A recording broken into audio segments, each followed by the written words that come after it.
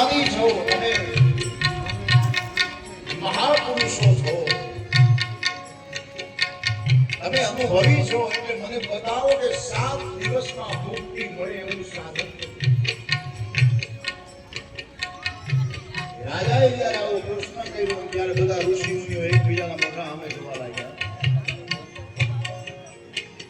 7 દિવસમાં મુક્તિ મળે એવું કોઈ અમે સાધનનું જોયું નથી. હે રાજા, બાળક એવી શું વાત કરે છે?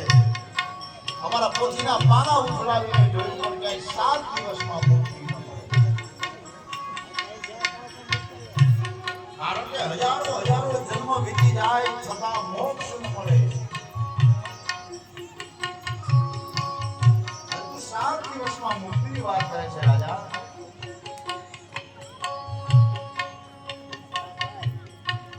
ત્યારે રાજા મનમાં વિચાર કરે તો ઓહો, તો હવે મારું મોત બગડશે.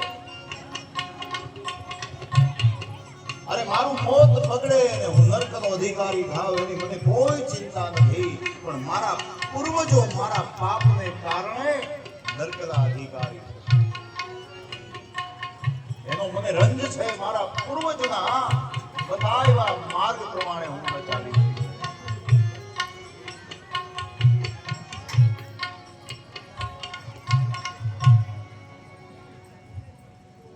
હે રાજા, 7 દિવસમાં મુક્તિ મળવી બહુ કઠિન છે. કારણ જન્મો જન્મ કદાચ વીતી જાય, શરીર આપણા જામી જાય ને કોઈ મુક્તિ ન મળે, છેલ્લે હરી ના આવે. રામચરિત માનસ વાલી જ્યારે મરાણો, રામના બાણથી જ્યારે વાલી ધરતી ઉપર પડ્યો અને ત્યારે રામે એનું માથું ખોળામાં લીધું. વાલી એવું વ્યક્તિત્વ હતું કે જેનું એક કર્મ પણ એવું નહોતું કે જે રામ સુધી પહોંચી શકે. જ્યારે પરમાત્મા જ્યારે કૃપા કરે ને જીવ માટે, ત્યારે સાયુજી મુક્તિ આપી પોતાની પાસે, પોતાના ખોળામાં. વાલી જેવો કોઈ પાપી નહીં, દુરાચારી. ત્યારે વાલીના મુખના શબ્દો છે, હે તમે મારા ઉપર કૃપા કરી, મારા જેવા પાપીને આજે તમે તમારા ખોળામાં લીધો. મારા જેવો ભાગ્યશાળી આ જગતમાં કોણ હોય? વેદ જેને દેતી કરે છતાં પણ બ્રહ્મ જેના હાથમાં ન આવે. આજે મરતા મરતા મારી આંખ આપના મુખારવિંદ ઉપર છે, તો હું તમારા દર્શન કરતા કરતા આજે મારું મૃત્યુ થવાનું છે. જન્મ જન્મ જોગી, રામચરિત માનસ. જન્મો જન્મ જોગી જતન કરાયે, અંત સમય હરી આવત નાહી. જન્મો જન્મ જોગી જતન કરાયે, અંત સમય હરી આવત નાહી.